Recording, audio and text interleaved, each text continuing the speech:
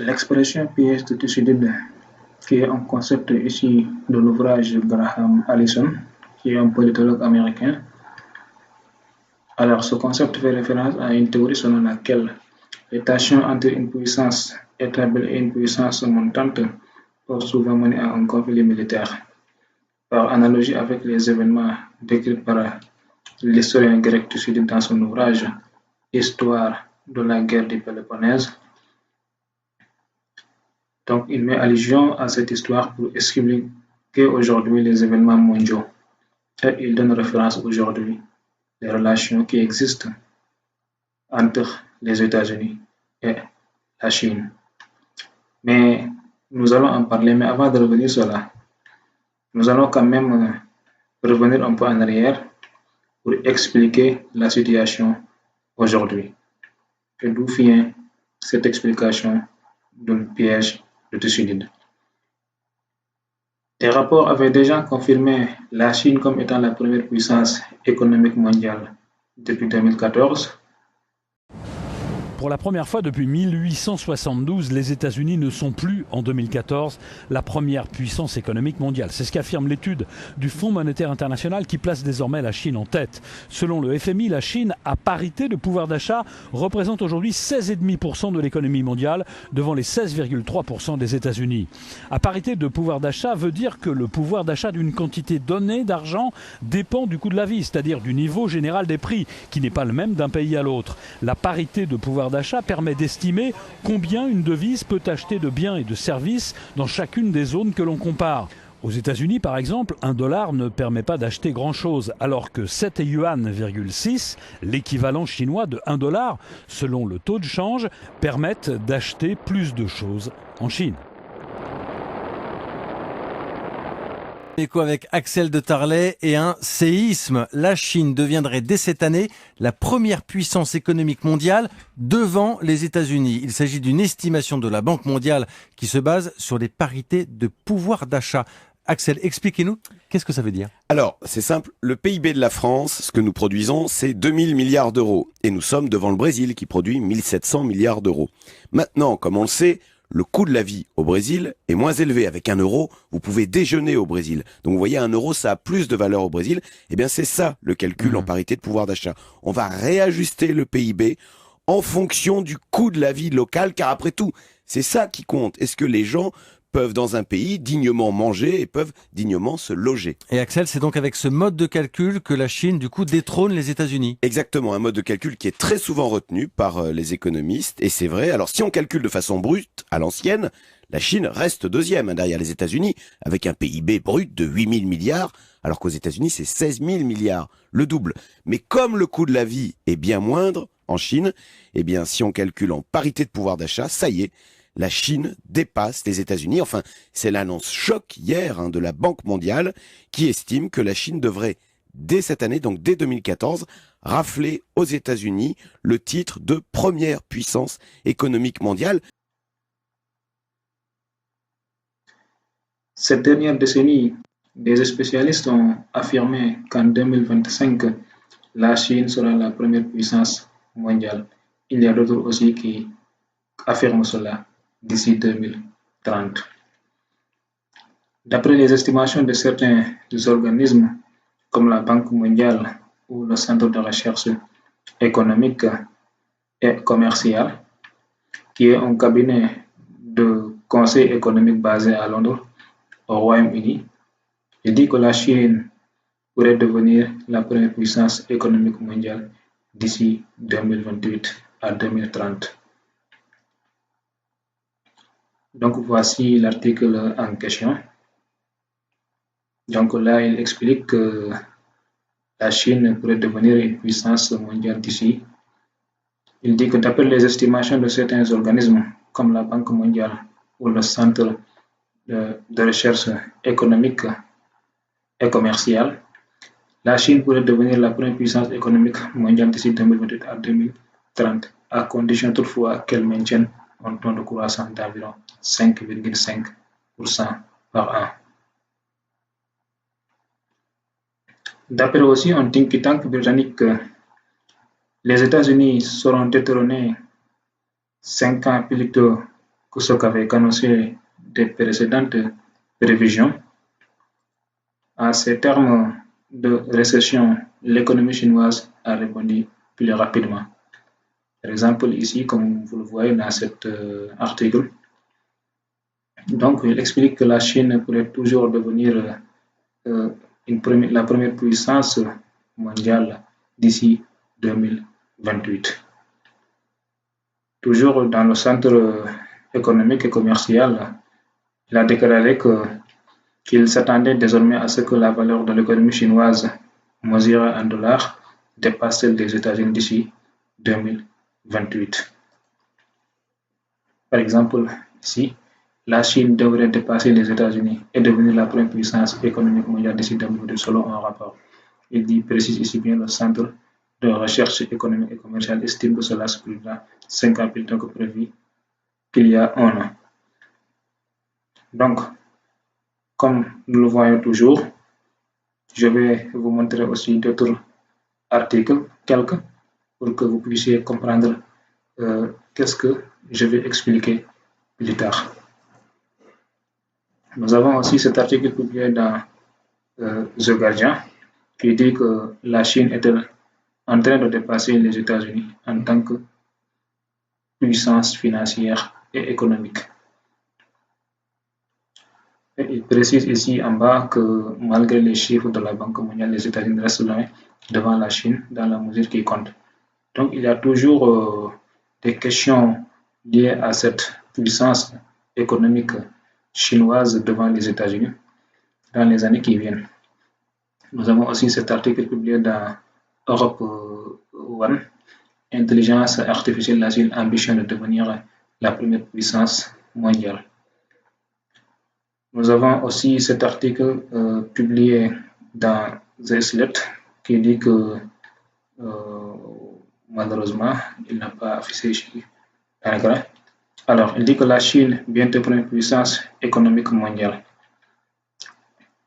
Et il dit un peu plus en bas que selon un rapport publié par le Centre de l'économie and Business Research, c'est-à-dire CEBUR que nous avons parlé tout à l'heure, il dit que la Chine devrait dépasser les États-Unis pour devenir la première puissance économique mondiale d'ici 2028.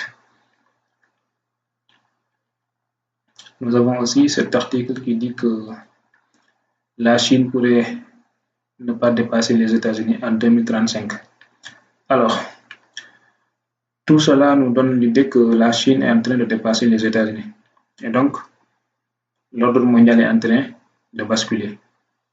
Mais d'abord, on le disait, donc les vendredis thématiques de la rédaction d'Europe 1, les grands défis de l'intelligence artificielle. On va voir comment ça se passe en Chine, l'un des pays avec les États-Unis les plus en pointe dans ce domaine de cette intelligence artificielle. Et là-bas, c'est l'État qui est à la manœuvre avec pour ambition d'être le numéro 1 mondial du secteur d'ici 2030. On va retrouver Sébastien Lebelzik, notre correspondant à Pékin. Bonjour Sébastien. Oui, bonjour. Alors en Chine, cette intelligence artificielle est devenue l'un des secteurs les plus dynamiques et prometteurs ces dernières années, à coup d'investissements massifs.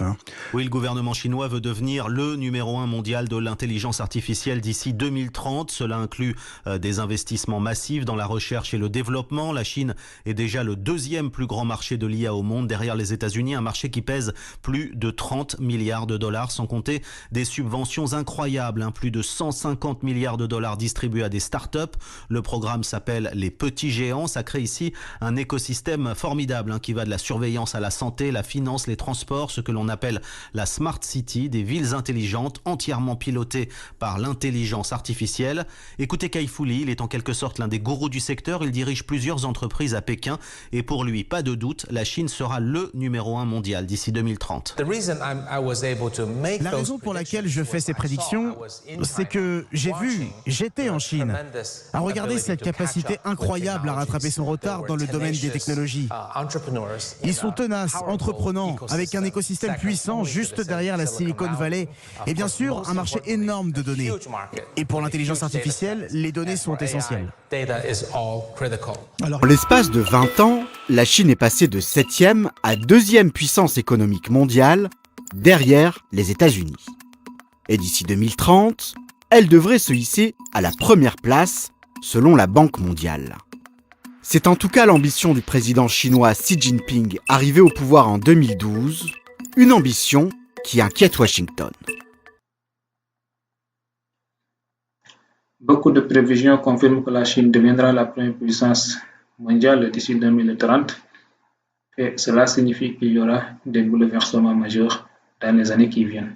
Et cela a déjà commencé avec ce que nous voyons ces dernières années, voire ces dernières décennies. De l'autre côté, des prévisions ont théorisé aussi l'effondrement de l'Union européenne et l'Occident global de manière d'ici peu de temps. Plusieurs spécialistes européens ont exprimé leur inquiétude quant à la pérennité de l'Union européenne et de l'Occident dans les décennies à venir. Par exemple, un sondage réalisé en 2019 par YouGov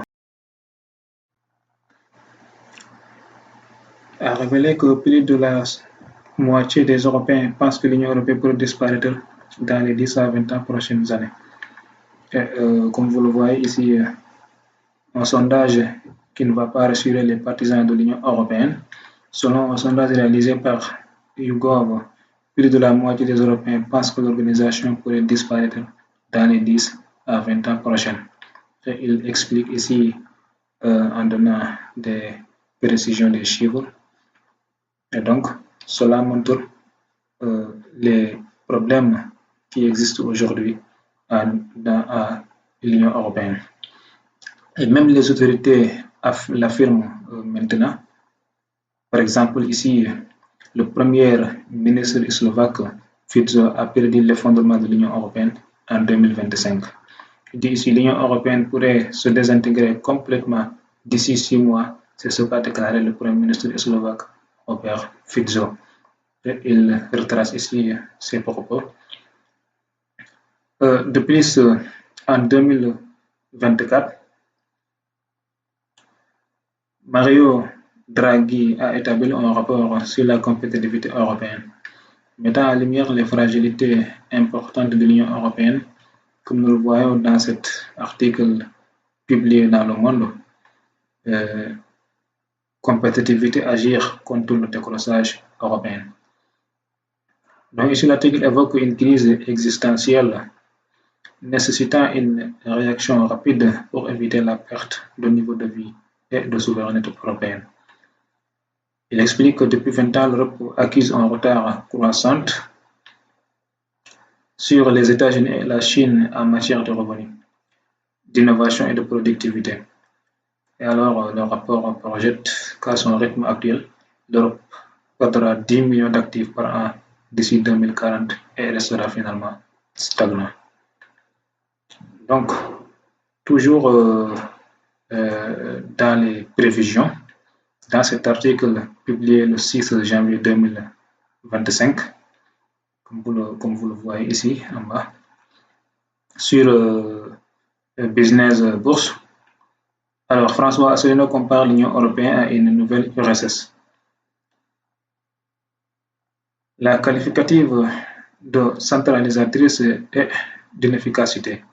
Il souligne ici l'effondrement des institutions européennes et la montée des mouvements souverainistes à travers le continent. Selon lui, le Frexit est une solution indispensable pour restaurer la souveraineté de la France, reflétant une tendance européenne où les nations aspirent à plus d'autonomie et d'indépendance. Ici, à ne pas confondre Frexit et Brexit. Brexit, c'est le Royaume-Uni, mais maintenant, il y a des voix européennes, particulièrement françaises, qui agissent sous le nom de Frexit. Et donc, toujours dans les affirmations, par exemple, cet article aussi publié en novembre 2024 par Michel Piton, qui exprime des préoccupations quant à l'avenir de l'Union européenne d'ici 2030. Il souligne que l'Union européenne est confrontée à plusieurs défis majeurs et ces défis aujourd'hui sont préoccupantes. Et il dit que ces défis ne sont pas seulement urgents, mais aussi coûteux.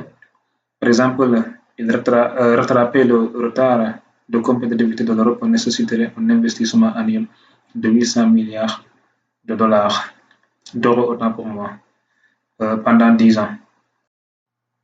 Par exemple, dans cet article intitulé L'Union européenne existera-t-elle encore en 2030 il explique ici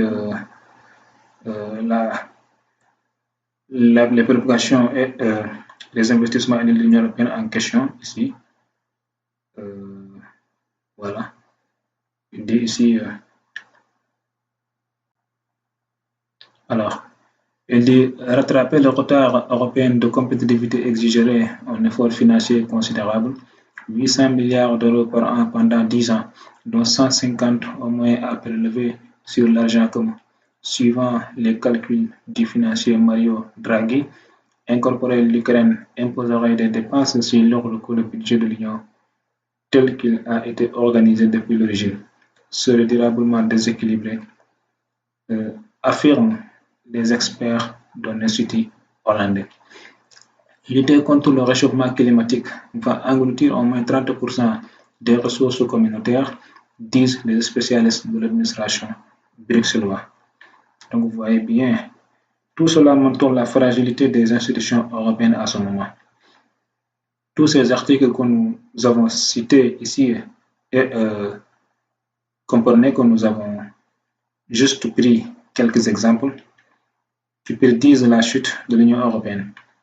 Ces articles soulignent, ou bien ces experts soulignent un déclin économique catastrophique en Europe et alors une incertitude sur son avenir.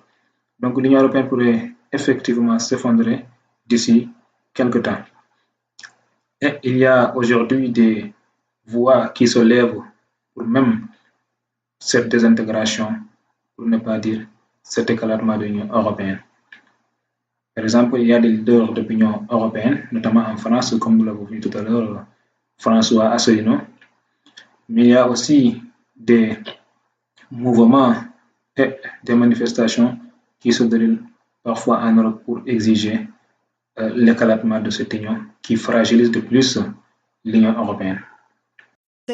Des délestages qui pourraient avoir lieu dans les jours les plus froids de l'hiver.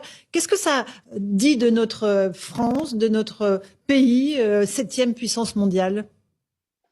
Ça dit que c'est fini, la puissance de la France. Ça fait 30 ans qu'on nous rebat les oreilles avec l'Europe de Maastricht en nous disant que cette Europe, elle sera formidable, qu'on n'a plus besoin d'une souveraineté nationale, qu'on aura une souveraineté européenne, qu'on aura la fin du chômage, de la misère, de la pauvreté, qu'on n'aura plus de guerre. Et puis là, on voit que l'Europe est en guerre, qu'il y a des problèmes avec l'Ukraine, que nous avons quasiment des tickets de rationnement, qu'on nous invite à acheter des bougies, qu'on nous fait savoir que les enfants n'iront plus à l'école. On n'avait pas besoin de ça avec 2 années de Covid qui ont privé les enfants des classes primaires de l'école. On nous dit vous n'aurez plus besoin d'aller à l'école, les enfants, vous pourrez rester chez vos parents. Et tout ça est assez déplorable, c'est-à-dire qu'on nous a dit renoncez à votre souveraineté nationale au profit d'une souveraineté européenne. Nous avons renoncé à notre souveraineté nationale, il n'y a pas de souveraineté européenne et nous... L'Europe va être en jeu. La réalité, c'est que le chemin que suit l'Europe, qui est d'une concentration des pouvoirs de plus en plus importante dans une minorité de plus en plus faible, est quelque chose qu'on a essayé en Union soviétique, qu'on a essayé partout, qui ne marche jamais. Donc, l'Europe telle qu'elle a commencé à fonctionner à partir de Delors, en passant par Trichet, et maintenant Madame von der Leyen, est une tentative de prise de pouvoir d'une minorité oligarchique sur les populations. Ça va péter. Donc, ce dont il faut bien se rendre compte, c'est que l'Europe qui nous ont bâti depuis 20 ans ne peut pas survivre. Elle doit disparaître. Elle va disparaître. Vous dites que oui, vous êtes aujourd'hui, cette Europe doit disparaître. Doit disparaître. C'est-à-dire cette Union européenne telle qu'elle existe. Cette Union européenne telle qu'elle existe doit disparaître. Et à ce moment-là, chaque pays retrouvera ses souverainetés. Ce qu'il faut, c'est à ce moment-là qu'il n'y ait pas d'imbécilité qui se passe, qu'on reparte en quelque sorte où on était. On essaye d'effacer tout ce qu'on a fait aller depuis Giscard, le Parlement européen dont on a besoin comme d'un trou dans la tête. On n'a pas besoin de Parlement européen, ça n'existe pas, puisqu'il n'y a pas de nation européenne. Donc tout ça, il faut retourner à l'Europe des nations. Et j'espère que ça se fera en bon ordre. Les manifestants ont défilé dans le centre de la capitale française et scandé des slogans contre Emmanuel Macron et en faveur de la sortie de la France de l'UE. La marche lancée par des représentants du Parti des Patriotes, dirigé par Florian Philippot, a déchiré le drapeau de l'UE. Pendant la manifestation, les participants à la marche partagent leurs opinions. Donc, si l'Union européenne aujourd'hui est en crise, qu'est-ce que cela a eu pour impact? C'est ça la question cruciale. Parce que cette ruée actuelle des grandes puissances, particulièrement européennes, vers l'Afrique, peut être vue comme une conséquence d'un monde en recomposition, marqué par l'affaiblissement relatif de l'Europe et, comme ce que nous avons dit, un probable effondrement de l'Union européenne d'ici peu de temps. L'Europe est aujourd'hui en crise et cette crise a eu des conséquences directes sur l'Afrique. Parce que aussi l'affaiblissement de l'Europe signifie aujourd'hui l'affaiblissement de l'Union européenne aujourd'hui signifie la faillite, la faiblesse totale, l'absence de l'Europe sur l'échiquier mondial. Et d'où l'Europe commence aujourd'hui cette ruée vers l'Afrique. Donc cette nouvelle ruée des grandes puissances, particulièrement européennes, vers l'Afrique, peut être vue comme une conséquence d'un monde en recomposition. Parce qu'aujourd'hui, les États-Unis ont leurs propres problèmes, mais aussi marqués par l'affaiblissement relatif de l'Europe. L'Union européenne, comme nous avons dit, est en train de s'éclater parce que financièrement, politiquement, économiquement, est à l'absence et donc un probable effondrement de l'Union européenne d'ici peu de temps. Les sommets des pays européens avec l'Afrique aujourd'hui expliquent bien que l'Europe, dépourvue de matières premières, cherche des sources d'approvisionnement pour satisfaire leur peuple. L'Union européenne traverse une période d'incertitude profonde avec un ralentissement économique, une crise énergétique, une désintégration et une désindustrialisation progressive et des divisions politiques internes. Face à tous ces défis, les États européens, tout en chacun maintenant, cherchent à sécuriser parce que les lendemains de l'Union européenne sont incertains et donc chacun cherche à sécuriser son approvisionnement en matières premières, élargir ses marchés et maintenir son influence géopolitique, notamment en Afrique. Parce que l'Afrique, riche en ressources stratégiques et en potentiel économique, apparaît comme un partenaire incontournable. Parce qu'il y a des pays européens qui dépendent entièrement de l'Union européenne aujourd'hui. Ça, tout le monde le sait. Alors, posez-vous la question, si l'Union européenne s'effondre, comment ces pays allaient faire? Et dans cette dynamique, on observe une intensification des relations entre l'Afrique, qui est le sauveur du monde, et ces pays européens. C'est pourquoi aujourd'hui, qu'est-ce qu'on voit? France-Afrique, Allemagne-Afrique, Royaume-Uni-Afrique, Italie-Afrique, Espagne-Afrique, etc. Afrique. Donc tous ces pays comptent aujourd'hui sur l'Afrique pour se maintenir, pour satisfaire les besoins de leur peuple, pour se tenir économiquement, mais en grosso modo pour exister. La France tente de redéfinir ses relations avec l'Afrique afin de garantir son approvisionnement en matières premières, mais aussi afin de maintenir son économie, mais aussi de contourner en laissant la montée des influences chinoises et russes sur le continent. L'Allemagne mise sur des accords économiques et des investissements pour renforcer ses liens avec le continent. On a vu le Royaume-Uni post-Brexit qui cherche aujourd'hui de nouvelles opportunités commerciales avec l'Afrique. L'Italie aussi développe aujourd'hui une diplomatie économique tournée vers l'Afrique du Nord notamment et subsaharienne. Donc, comme nous l'avons déjà vu, cette ruée vers l'Afrique concerne toutes les puissances du monde et chaque puissance vient avec ses raisons et ses objectifs. Les États-Unis, la Chine, la Russie, la Turquie, le Japon, les pays du Moyen-Orient et d'autres puissances émergentes, tous rivalisent aujourd'hui en Afrique pour s'imposer. Et ce basculement géopolitique révèle un phénomène global où l'Afrique, longtemps marginalisée, devient un centre d'attraction majeur, comme toujours dans un contexte où l'ordre mondial est en ébullition. Quand on revient à la situation entre les deux superpuissances mondiales actuelles, c'est-à-dire la Chine et les États-Unis, nous allons évoquer le piège de Thucydide. Que signifie le piège de Thucydide? Si l'on suit l'interprétation qu'en donne Graham Allison,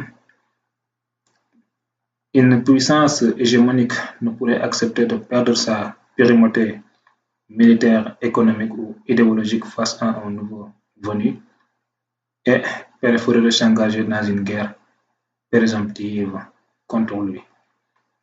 Ce serait le cas aujourd'hui avec les États-Unis dans le rôle de Sparte et la Chine dans celui d'Athènes.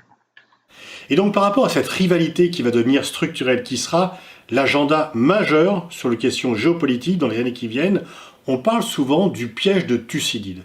Que vient faire celui qui a écrit l'histoire des guerres du Péloponnèse dans la rivalité entre la Chine et les États-Unis au XXIe siècle? Eh bien, Thucydide, dans son livre majeur, avait écrit que le conflit entre Sparte et Athènes était devenu inéluctable à partir du moment où Sparte, qui était la nation dominante, la plus puissante, n'acceptait pas la montée en puissance d'Athènes, la rivalité croissante entre les deux cités et le fait qu'elle a lancé une sorte de guerre préventive pour empêcher cette montée en puissance d'Athènes, et en fait les deux ont été perdus. Et donc l'application du piège de Thucydide à la situation actuelle, c'est de dire, est-ce que les États-Unis, puissance majeure, puissance dominante depuis 1945, peuvent accepter d'être rattrapés, voire d'être dépassés par la Chine? Alors c'est un livre qui a lancé cette théorie du piège de Thucydide, qui est paru aux États-Unis en 2017, Destined to War, traduit en français vers la guerre, d'un géopolitologue américain, Graham Allison, qui fait une étude historique dans laquelle il déduit 16 cas où la puissance numéro 1 a été contestée, rattrapée et dépassée par la puissance numéro 2. Dans 12 cas, ça a été la guerre. Seuls 4 cas, plutôt entre puissances proches, ont échappé à ce piège de Thucydide, mais à chaque fois que la puissance numéro 2 était sur le point de rattraper la puissance majeure, il y a eu un conflit entre les deux, une guerre, et Graham Allison donne par exemple l'exemple de la Première Guerre mondiale, où bien que l'Allemagne et l'Angleterre soient les premiers partenaires commerciaux l'un de l'autre, eh bien l'Angleterre, ne pouvant pas accepter la montée en puissance de l'Allemagne, s'est lancée dans la guerre. Ce n'est pas le seul facteur, mais c'était un facteur important du déclenchement de la Première Guerre mondiale. Est-ce que l'on peut donc adapter ce piège de Thucydide à la situation actuelle entre la Chine et les États-Unis? D'après les explications de Pascal Boniface, nous avons vu comment le risque est aujourd'hui majeur.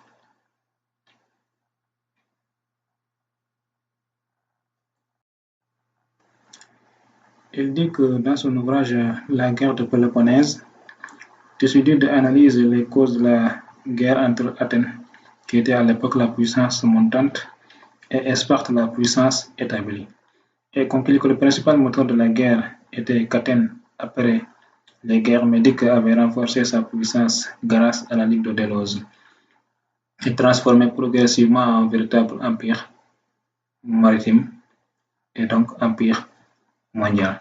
Cette hégémonie athénienne provoquait l'inquiétude de Sparte qui voyait son propre pouvoir, sa domination menacée. Et c'est pourquoi Thucydide, dans son ouvrage, et il a expliqué longuement les causes, mais il résume la cause profonde dans le livre 1 du livre à la chapitre 23. Il dit que ce qui rendit la guerre inévitable fut la montée en puissance d'Athènes et la crainte qu'elle inspira à Sparte. Par exemple, ici à la page 24.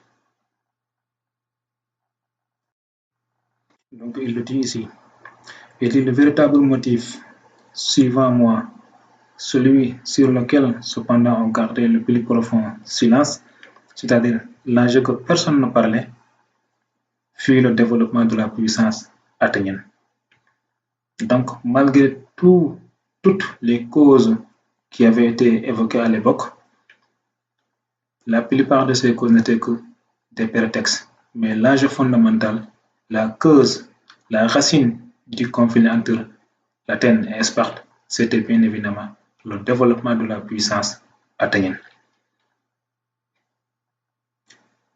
Et aujourd'hui, comme nous le voyons, les tensions sont énormes. Le même scénario est en train de se passer entre les États-Unis et la Chine. Mais cela ne signifie pas que les États-Unis et la Chine feront exactement ce qu'avaient fait Athènes et Sparte, mais cela signifie tout simplement que le risque est majeur.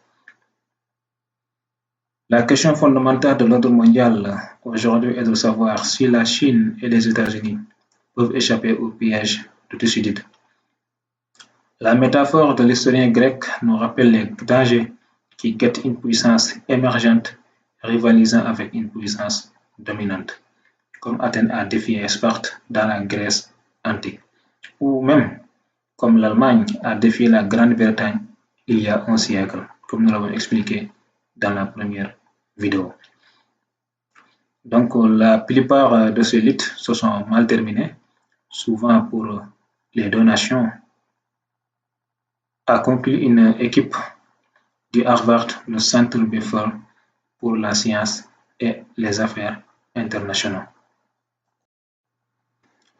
Donc, les chercheurs expliquent que dans 12 cas des 16 survenus au cours des dernières 500 années, c'est-à-dire des dernières 5 siècles, le résultat a été la guerre.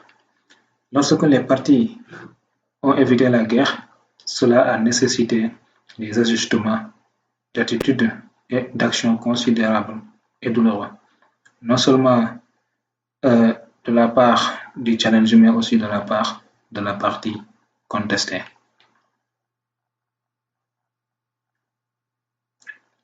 Donc, si l'on se base sur la trajectoire actuelle, une guerre entre les États-Unis et la Chine dans les décennies à venir est non seulement possible, mais bien plus probable qu'on le pense actuellement. Donc, vous avez vu la chronologie, c'est-à-dire l'étude de cas sur Thucydide, les différents pays, les différentes puissances qui étaient sur la situation de ce qu'a expliqué Thucydide. On a ici la France et Habsbourg, c'était la guerre. Donc, comme il a expliqué, 12 fois sur 16, quand cela s'est produit, d'après les chercheurs, c'était la guerre. Donc, comme vous le voyez ici, tout ça, c'était la guerre. Et même pendant la première guerre mondiale que nous avons expliqué tout à l'heure, entre l'Allemagne et la Grande-Bretagne. Donc, la guerre aujourd'hui entre les États-Unis et la Chine, comme nous l'avons dit, est actuellement probable, plus probable comme le passe. En effet, à juger par les données historiques, une guerre est plus probable qu'improbable.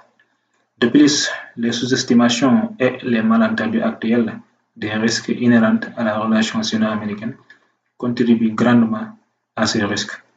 L'un des risques associés au piège de Thucydide est que le statu quo est non pas simplement un événement inattendu et extraordinaire pour déclencher un conflit à grande échelle. Oui, effectivement, lorsqu'une puissance émergente menace de supplanter une puissance dominante, des crises classiques qui seraient autrement contenues, comme nous l'avons expliqué dans la première partie, l'assassinat d'un archiduc en 1914, parce qu'on ne peut pas comprendre, une seule personne est morte. Et cette mort, pour le régler, il a fallu tuer des dizaines de millions de personnes. Est-ce cela est audible? Je ne pense pas. Donc il y avait des enjeux beaucoup plus grands que l'assassinat de l'archiduc. Et donc aussi, d'autres problèmes plus petits que même l'assassinat d'archiduc peuvent déclencher une catastrophe de réaction qui, à leur tour, produisent des résultats qu'aucune des parties n'aurait autrement choisi. Donc la guerre n'est cependant pas une fatalité. 4 des 16 cas examinés au tableau que nous avons vu ici, qu'on vient de montrer, ne sont pas terminés par des effusions de sang.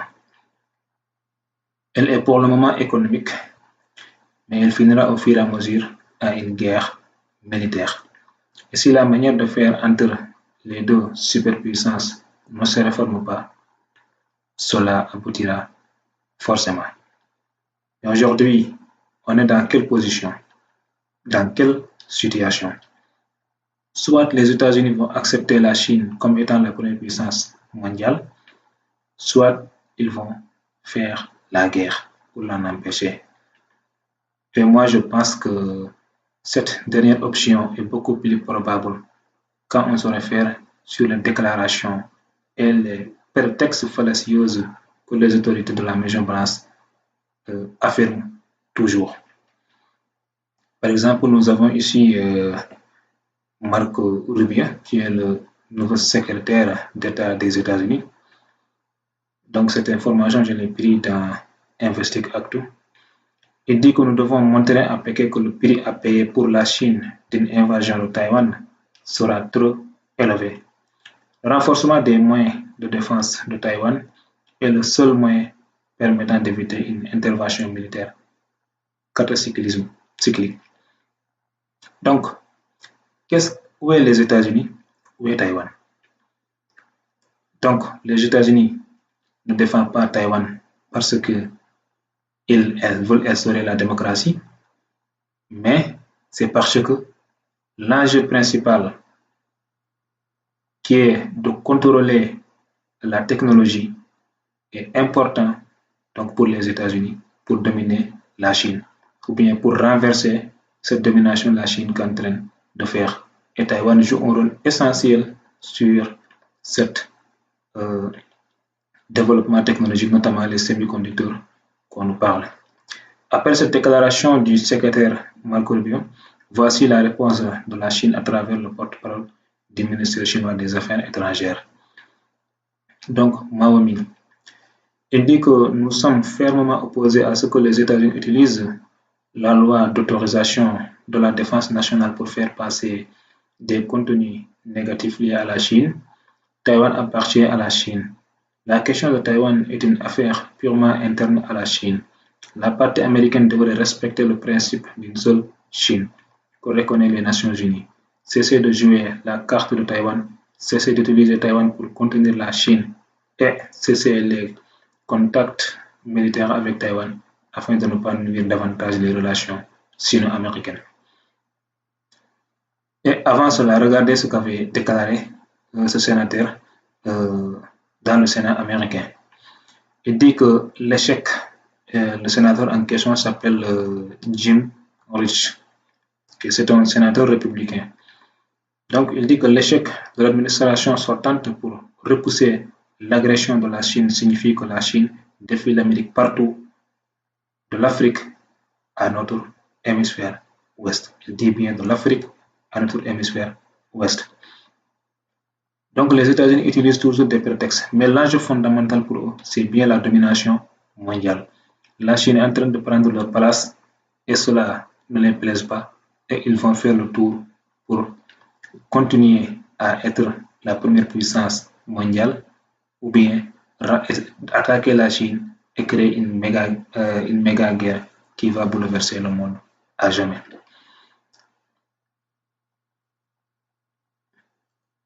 Nous avons ici cet article qui est publié par deux néoconservateurs. Donc je vais vous le traduire en français. Il dit que rien ne remplacera la victoire. Ou bien rien ne remplace la victoire. La concurrence entre l'Amérique et la Chine doit être gagnée et non gérée. Écrit par deux néoconservateurs américains, Matt Pottinger et Mike Gallagher. Mai-juin 2024, publié le 10 avril 2000. Il explique que la Chine doit être forcément arrêtée par tous les moyens. Et les États-Unis, quand il le faut, il doit utiliser, même si c'est des moyens militaires, pour contenir la puissance, l'émergence de la Chine. Donc vous voyez comment le risque est devenu majeur. Tout le monde sait que cette guerre ne sera pas seulement entre les États-Unis et la Chine, mais ça sera bien entre l'Occident global et les pays de l'Eurasie, notamment la Chine, la Russie et l'Iran. Tous qui souhaitent la disparition de l'hégémonie américaine et sa dictature dans le monde. Ce choix de faire la guerre est déjà sur la table du Pentagone, comme je l'ai dit, d'où l'augmentation significative de budget militaire ces dernières années. Parallèlement, des pays aussi comme la Chine, la Russie, mais aussi l'Iran, etc., augmentent de plus en plus leur budget avec des avancées en intelligence artificielle, des armes hypersoniques et cybersécurité. Nous constatons que depuis la guerre en Ukraine, on voit beaucoup de pays se sont en train de s'armer. Et même l'Europe ne reste pas en marche de cette dynamique, notamment avec l'arrivée de Donald Trump au pouvoir, qui risque de nuire ou bien de fracasser les relations entre l'Europe et les États-Unis. Par exemple, c'est le cas en Allemagne, au Japon, mais aussi la Pologne, la France, etc. Tous les pays s'arment actuellement. Comme le début du XXe siècle, la course aux armements du XXIe siècle se caractérise par une augmentation significative des dépenses militaires mondiales qui atteignent même 2400 milliards de dollars en 2023 selon le Stockholm International de l'Institut de recherche. L'industrie de l'armement se porte bien selon l'Institut international de recherche sur la paix de Stockholm. 2400 milliards de dollars, c'est la somme record que les dépenses militaires ont atteint dans le monde en 2023. Dépenses qui ont augmenté de 6,8%, soit la plus forte hausse annuelle depuis 2009. Nous avons constaté de fortes augmentations en Europe, au Moyen-Orient et en Afrique. Bien sûr, pour l'Europe, c'est logique. La guerre a eu un impact sur les dépenses en Ukraine, en Russie, mais aussi dans un grand nombre de pays d'Europe centrale qui ont continué à maintenir les augmentations annoncées pour 2022 et 2023. La Russie et l'Ukraine ont en effet acheté plus d'armements qu'en 2022, plus 24% pour Moscou, tandis que le budget alloué par Kiev a augmenté de 51%. Avec les aides obtenues au cours de l'année, notamment par les Américains, les dépenses destinées à l'armée ukrainienne équivalent à 91% de celles de l'armée russe. Autre point du rapport, les États-Unis sont le pays le plus consommateur d'armement dans le monde, avec 916 milliards de dollars dépensés. Suivi de la Chine, qui a elle aussi plus dépensé en 2023. Conséquence, ses rivaux asiatiques ont eux aussi augmenté leurs achats. L'Asie et l'Océanie ont été fortement marquées par la poursuite des tensions géopolitiques, notamment entre Taïwan, la Chine et le Japon. En réalité, le facteur déterminant, c'est l'augmentation des dépenses de la Chine, qui a eu un impact considérable sur les pays voisins, du Japon jusqu'à l'Asie du Sud-Est. Cela entraîne une spirale de hausse de type action-réaction. Enfin, au Moyen-Orient, les dépenses militaires ont augmenté de 9%. En cause notamment l'offensive militaire d'ampleur menée à Gaza par les Israéliens. Le budget de l'armée israélienne a augmenté de 24% l'an dernier pour atteindre 27 milliards et demi de dollars. Cette tendance est alimentée par plusieurs facteurs, notamment la guerre en Ukraine, qui n'est qu'un prétexte, mais aussi les revendications américaines en Asie, notamment avec la question de Taïwan, mais aussi les préoccupations sécuritaires dans le Golfe, notamment avec Israël et la Palestine, et l'Iran à côté. Mais aussi la rivalité des puissances sur le sol africain. Cela est très important. Donc, je vais montrer quelques articles à titre illustratif pour comprendre exactement la situation. Par exemple, dans cet article publié dans Le Monde, qui décrit l'entrée de la géopolitique dans un nouveau cycle marqué par une économie de guerre. Ce phénomène alimenté par des crises comme la guerre en Ukraine et des tensions internationales croissantes transforme profondément aujourd'hui les dynamiques économiques et politiques mondiales. Les concepts traditionnels d'interdépendance sont remplacés aujourd'hui par un climat de méfiance où la compétitivité des nations prime, notamment avec des stratégies économiques et commerciales réorientées autour de la sécurité et de la puissance. Donc cette nouvelle ordre mondial qui est en train de se dessiner ne semble pas débuter dans la paix. Comme le décrit aujourd'hui ici le journal Queredando sur le cas de la formation d'un nouvel ordre multipolaire mondial où les rivalités géopolitiques comme celle entre la Chine et les États-Unis entraînent une instabilité croissante dans le monde. Il essaie de définir les grandes lignes qui marquent cette nouvelle ordre mondial ou bien ce basculement d'un monde unipolaire à un monde multipolaire.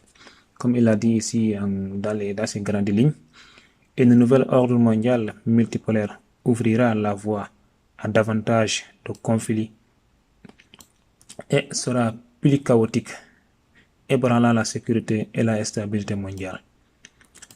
Le Sud global hétérogène cherche à exercer une plus grande influence, ce qui aura un impact sur l'économie mondiale, les institutions internationales et les normes. Il explique bien ici, la rivalité entre les États-Unis et la Chine altère les chaînes d'approvisionnement mondiales, tandis que les distorsions dans les échanges augmentent à travers le monde. Il explique aussi les questions climatiques. Mais d'un côté, la guerre en Ukraine et les tensions à Gaza illustrent cette transformation alimentant une instabilité géopolitique et économique mondiale.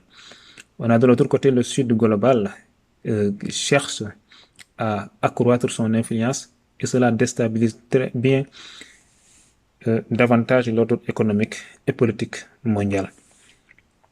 Vu que les choses commencent à basculer de l'autre côté ou bien de l'un à l'autre côté, cela aura forcément des incidences mais aussi des conséquences. La multiplication des conflits, la dédollarisation et les tensions en Asie en sont les symptômes principaux. Déjà longue, donc nous ne voulons pas s'attarder sur tous ces détails. Donc, lors du sommet de l'Organisation de coopération de Shanghai en 2024, la Russie et la Chine ont renforcé leur alliance stratégique visant à dominer l'Eurasie et à contrer l'influence occidentale. Tout le monde sait que ce partenariat ne fera qu'amplifier les tensions entre ces pays et les États-Unis. Comme vous le voyez ici, voulant rallier les États membres de l'OCS dans leur croisade contre l'Occident, Moscou et Pékin font face aux réticences de plusieurs États membres pris au piège de leurs intérêts avec l'Ouest.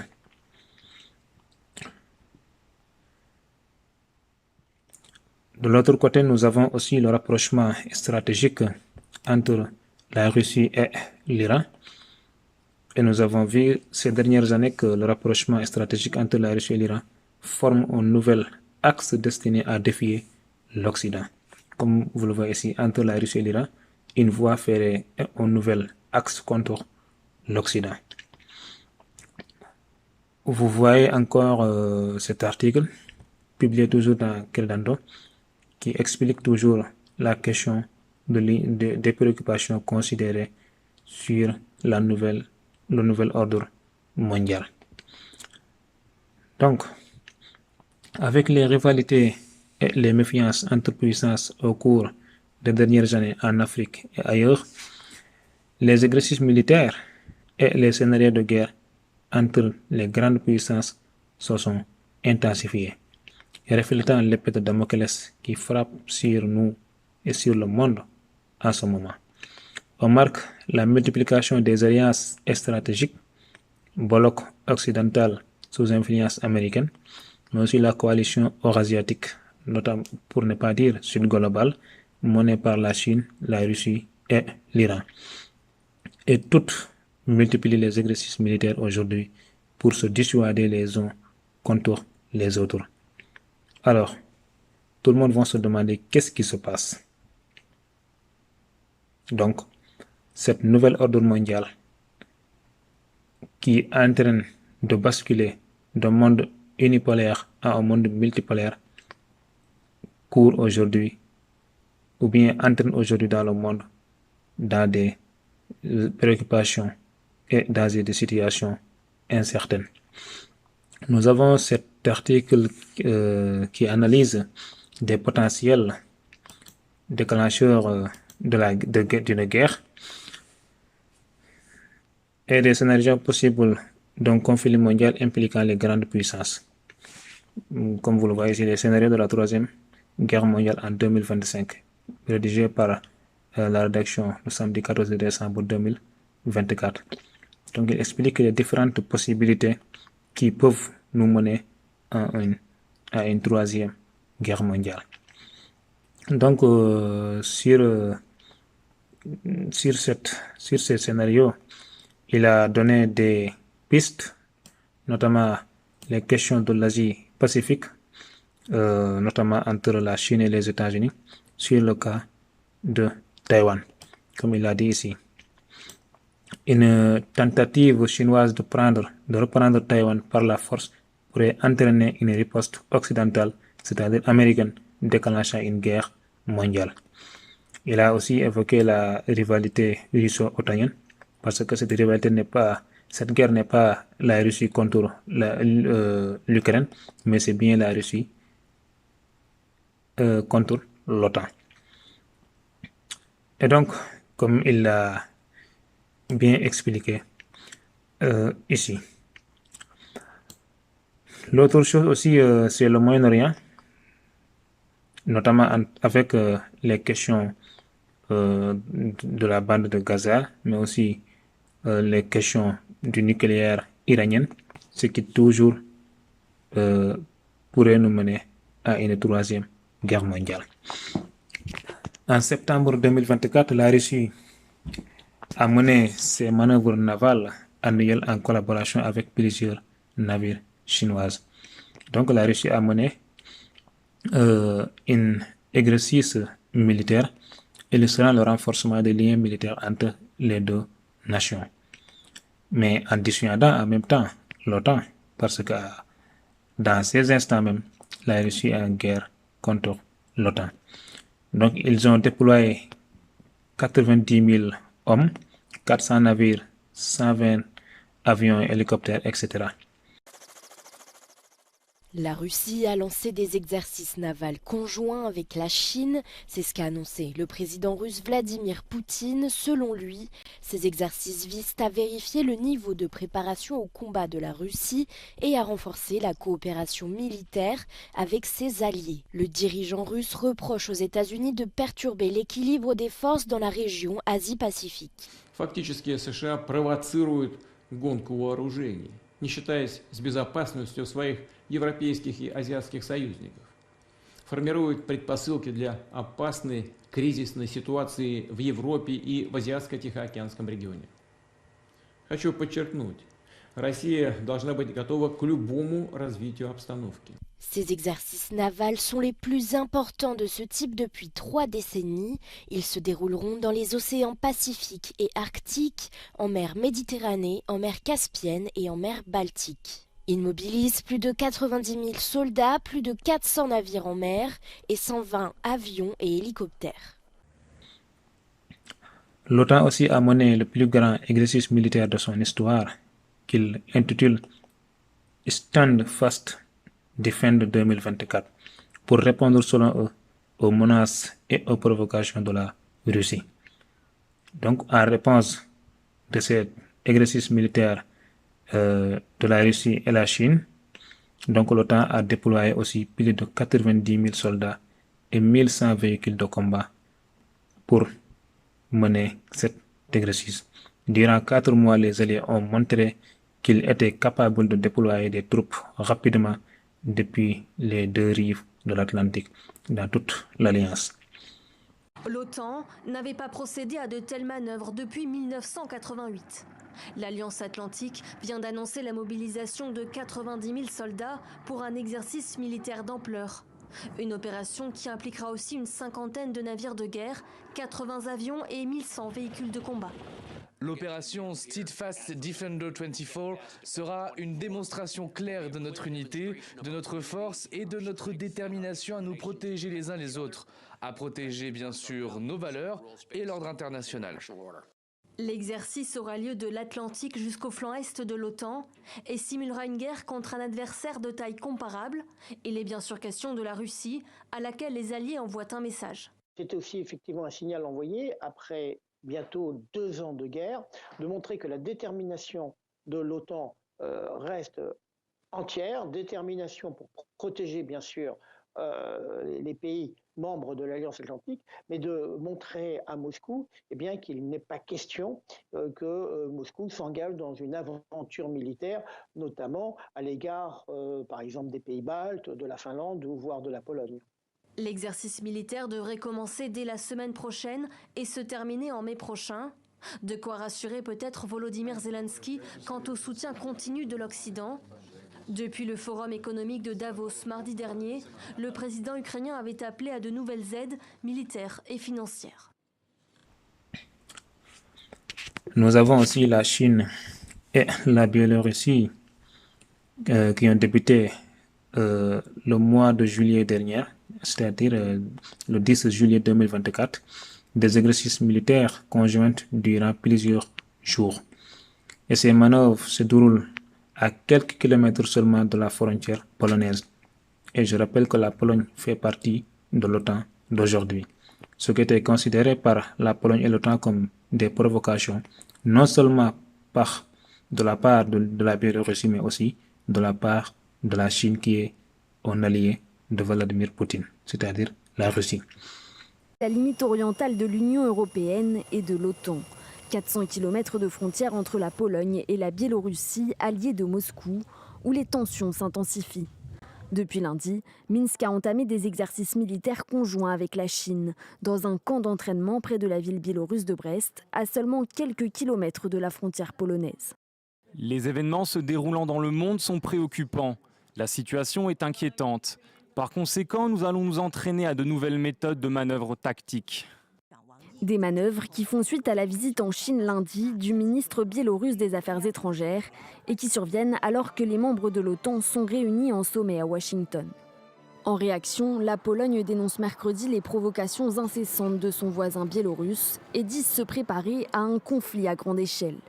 Varsovie annonce renforcer sa présence militaire à la frontière qui passera de 6 000 à 8 000 soldats, auxquels s'ajouteront 9 000 réservistes mobilisables en 48 heures. Mais au-delà de l'aspect militaire, la Pologne accuse aussi la Biélorussie de faire entrer des migrants en Europe par sa frontière. Selon les autorités, les tentatives de franchissement illégal ont augmenté ces derniers mois pour atteindre près de 400 par jour. Nous le disons très clairement à la partie biélorusse et non à la Chine, et nous le disons directement. Nous sommes prêts à toute solution dans ce domaine, car nous ne permettrons pas que cette crise migratoire soit provoquée par la Biélorussie pour durer indéfiniment. C'est pourquoi nous améliorons la barrière à la frontière biélorusse, nous renforçons les forces de police à la frontière, mais nous disons également clairement au niveau politique que cela ne peut pas durer éternellement. Varsovie compte investir plus de 2 milliards d'euros pour sécuriser sa frontière avec la Biélorussie, mais aussi avec l'enclave russe de Kaliningrad. Donc l'OTAN avait vivement critiqué ces exercices militaires.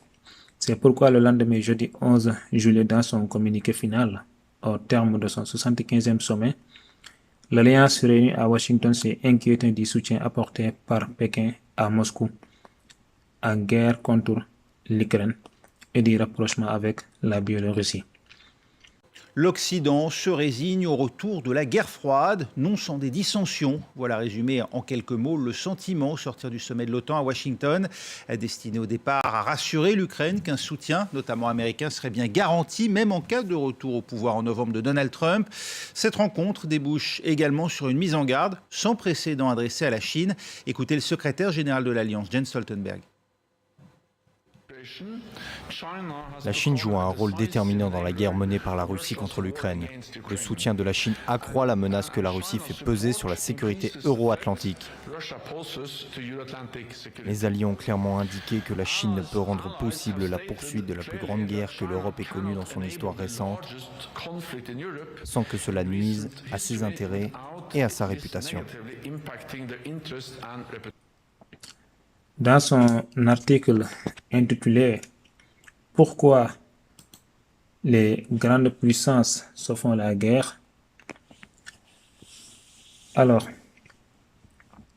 John Meissner, qui est un théoricien du réalisme en relations internationales, analyse les motivations profondes des conflits entre grandes puissances.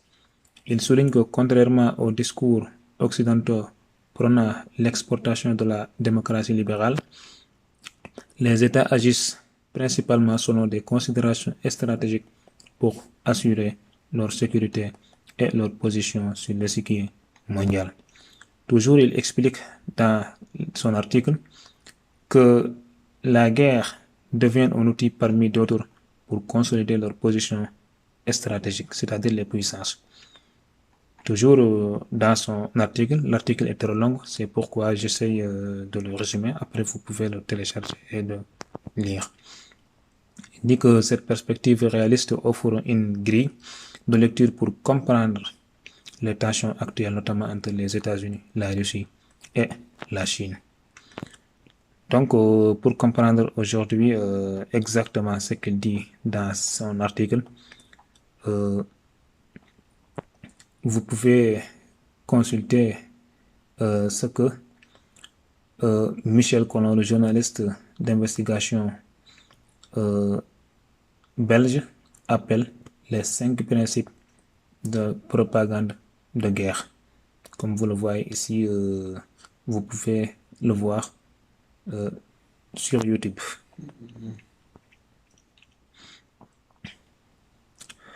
Alors, comme le début du XXe siècle, les dernières décennies sont marquées par la montée et l'exacerbation des nationalismes européens et autres.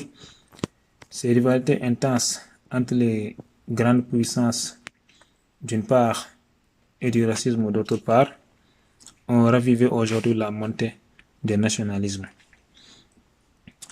Donc là aussi, c'est un autre problème. La montée des tensions actuelles nous rappelle les dynamiques qui ont conduit à la Première Guerre mondiale. À l'époque, les grandes puissances étaient dominées par des idéologies nationalistes et expansionnistes, alimentées par des rivalités économiques, militaires et territoriales. Les médias et la propagande jouaient un rôle essentiel pour mobiliser les populations et justifier des politiques agressives. Aujourd'hui, toujours, on observe un phénomène comparable. Les grandes puissances, États-Unis, Chine, Russie, etc., s'affrontent dans une compétition stratégique marquée par des discours nationalistes et une forte instrumentalisation des médias. Et le continent africain est leur principal laboratoire, ce qui est étonnant d'ailleurs.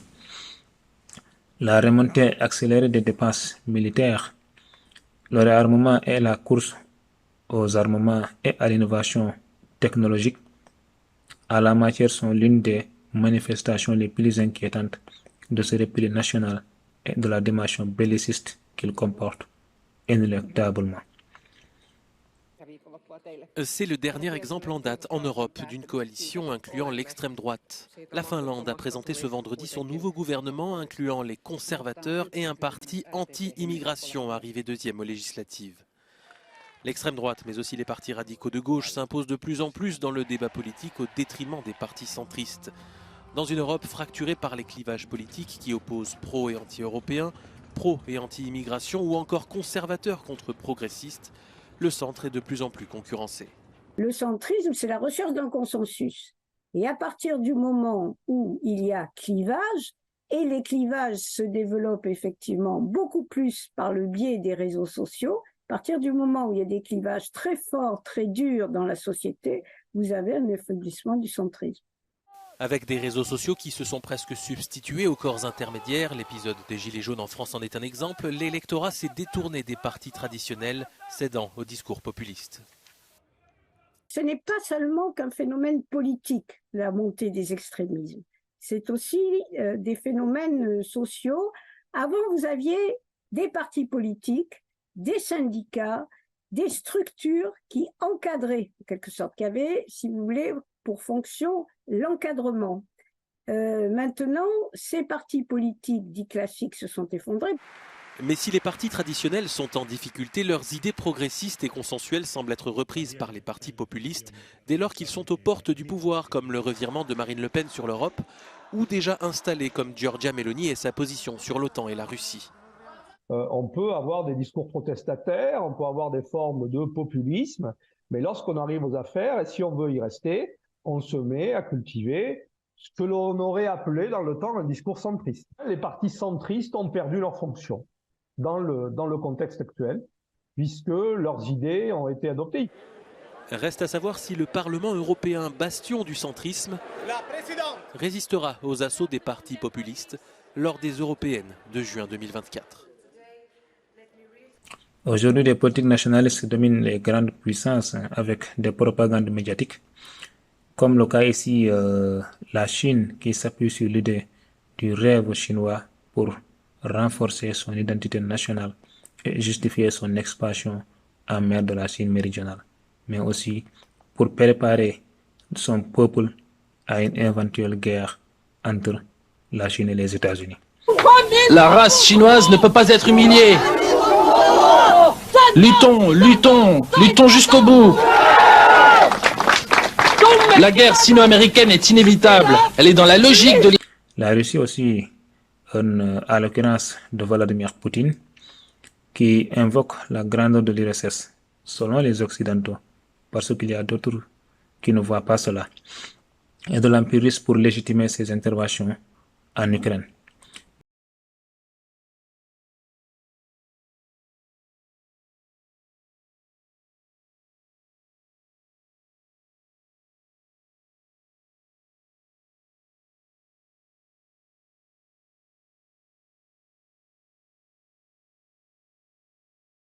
Hérité de l'époque de l'URSS. Aujourd'hui, c'est nous les défenseurs de la patrie, a lancé Poutine. Nous sommes venus ici afin de dire que nous aimons la Russie, afin de le dire d'une telle façon que tout le pays nous entende. Alors je vais vous poser une question sans ambiguïté. Aimez-vous la Russie, a demandé le candidat, qui a également ajouté qu'il ne laisserait personne s'ingérer dans les affaires intérieures russes. Итак, мой вопрос. Мы любим Россию!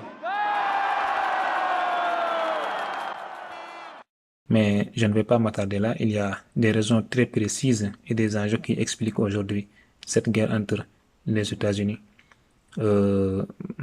entre l'OTAN et la Russie, que nous allons expliquer dans la vidéo qui vient.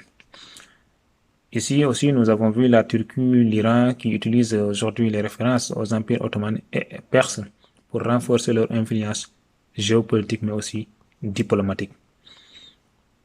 On observe bien un retour du nationalisme et une instrumentalisation de l'histoire dans les grandes puissances pour légitimer encore leur expansion. Il y a certains qui font l'expansion politique, certains l'expansion économique, mais on commence à voir des expansions militaires. Je vous rappelle que le milieu du XXIe siècle sera marqué par le retour de l'impérialisme. Et ça s'annonce déjà. Parce que, avec notamment le retour de Trump, qui déjà évoque l'annexion du Canada, la récupération du Groenland et les questions aussi du Panama liées au canal, tout cela montre les questions de l'impérialisme qui sont aujourd'hui en jeu.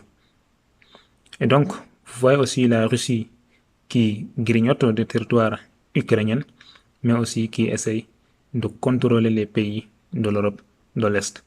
De l'autre côté, nous avons vu Israël qui, depuis longtemps, depuis 76 ans, agresse des pays voisins comme la Syrie, la Cisjordanie, la Palestine, etc., afin d'étendre son territoire, mais aussi d'annexer des territoires voisins. Tout cela montre l'impérialisme aujourd'hui qui est de retour, mais cela explique aujourd'hui l'enjeu fondamental des pays, des grandes puissances, qui est la domination mondiale. Donc chaque pays adapte cette stratégie à ses propres intérêts. Alors tous se posent la question, que sera l'Afrique pendant ce temps? Dans la troisième vidéo, nous allons analyser le plan des États-Unis pour contrer la Chine et la Russie ici en Afrique et quelles sont les stratégies de ces dernières pour changer l'ordre mondial en s'appuyant sur l'Afrique. Donc je vous donne rendez-vous et je vous dis à très bientôt.